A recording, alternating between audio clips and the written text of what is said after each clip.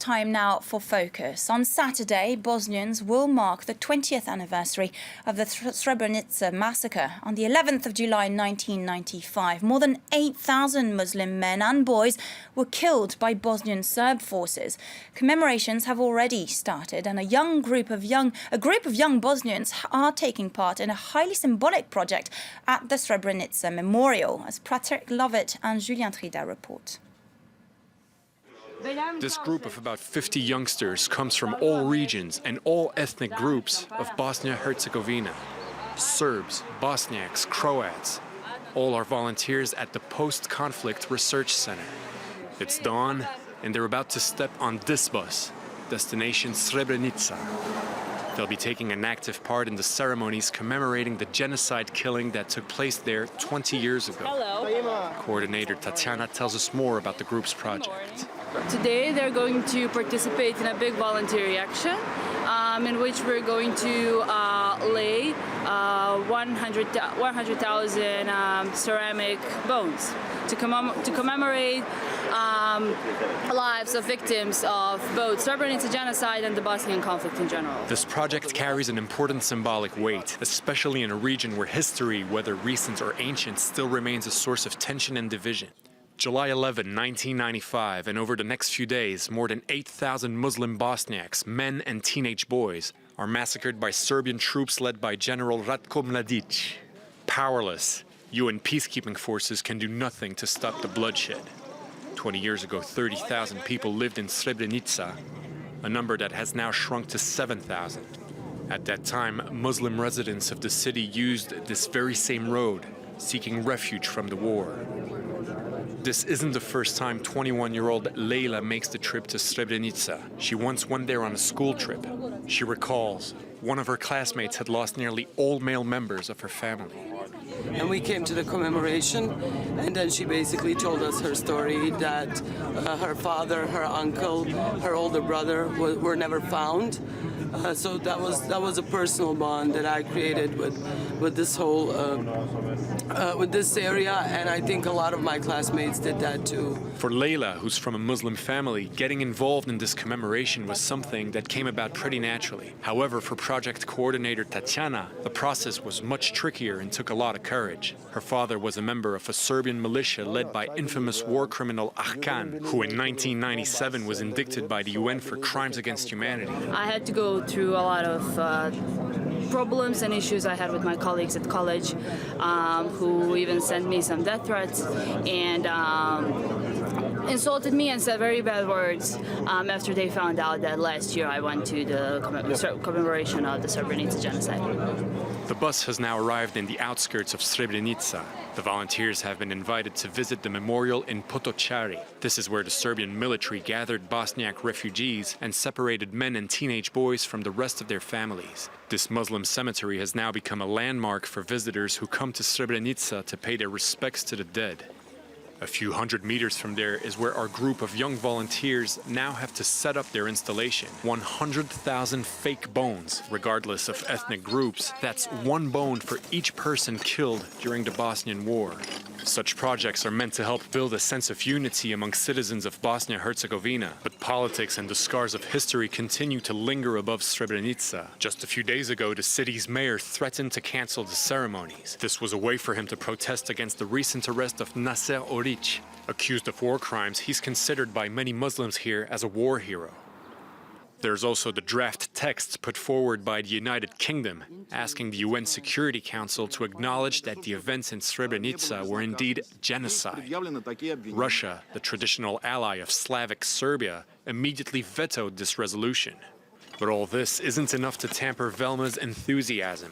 She's the president of the Post-Conflict Research Center, and in her eyes, what's taking place here is a good omen for Bosnia's future. I'm proud of youth of Bosnia. I'm proud of young people. I think that they are carrying the future and the proof that they came here no matter who they are. Serbs, Croats, French, Germans, Australians, Bosnians, 20 countries on the one place are giving me hope that Bosnia will find a path toward EU and everything what the future is.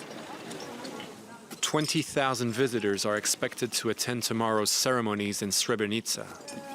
Among the heads of state taking part in the event, is Serbia's Prime Minister Aleksandar Vučić.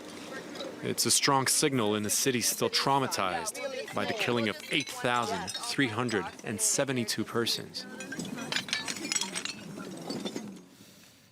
Well, for more on this, I'm joined by our guest, Céline Bardet, who's a lawyer specialised in war crimes. Thank you very much for joining us here on France 24.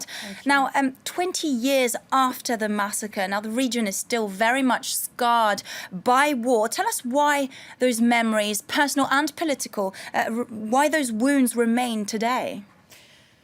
Well, I think it's very complex, but the wound remains today because there are still lots of things that are left unsaid. Also because it's very much manipulated by politicians and by political leaders. Now it's it's clear that Srebrenica was a genocide. It was recognized as such by the ICTY, the International Criminal Tribunal for the former Yugoslavia.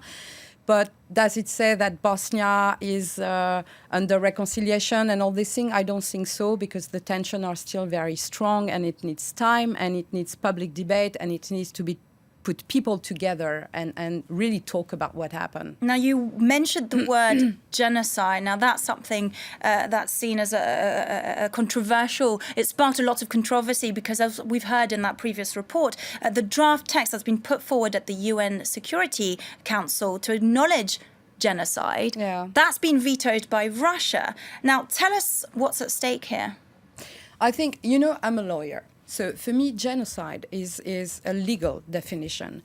The ICTY recognized that the crime of Srebrenica was a genocide. So this cannot be discussed. Now, the word of genocide, it creates lots of tensions. It's very sensitive. We can see it for Armenia.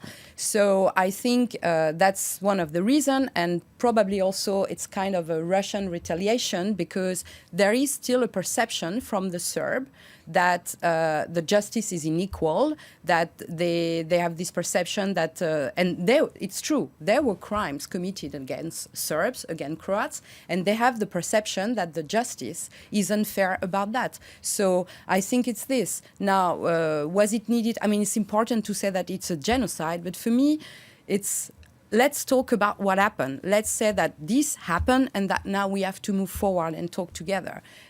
So I think it's very political. And, as a lawyer, I'm not really interested in political, to right, be honest. You have worked in the Balkans for 8 years. Yeah. Now, you tell us more about your personal experience there. How have you seen, things evolve there, mentalities evolve there?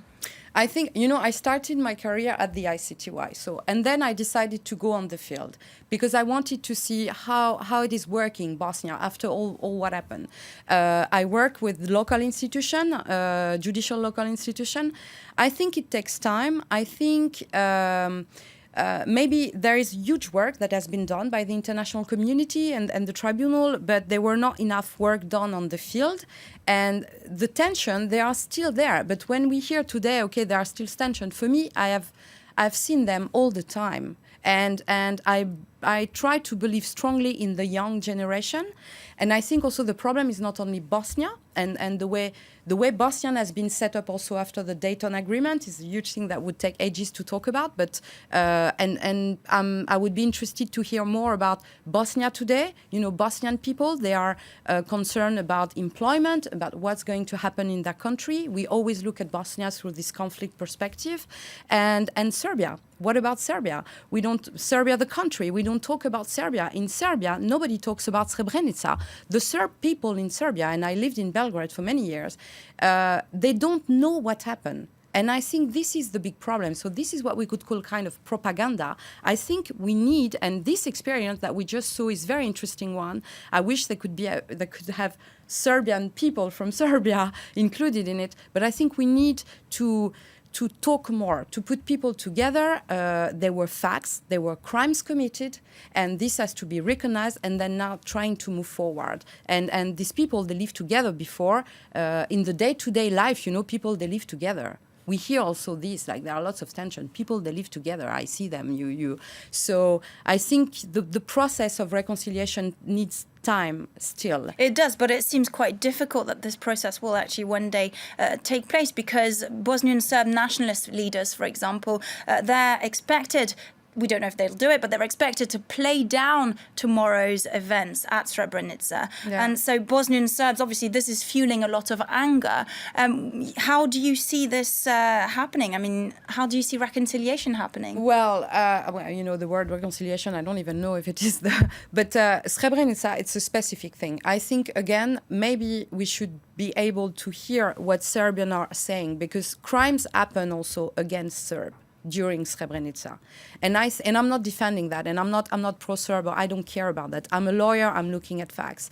This crime, maybe they should be looked into more carefully and more deeply, and maybe they would have the feeling that they are recognized. I think all these political gesture, I mean, attitude, are very provocative. For me, they are stupid, honestly, but maybe that should open this discussion, because this is a perception that the Serbs have. And as long as they have this perception, there is no discussion possible. All right, so we'll see how this develops, how this story unfolds. Thank you very much for that, Céline Bardet. You're watching France 24. We're going to have a short break now, but don't go away because more news are coming up shortly. Do stay tuned.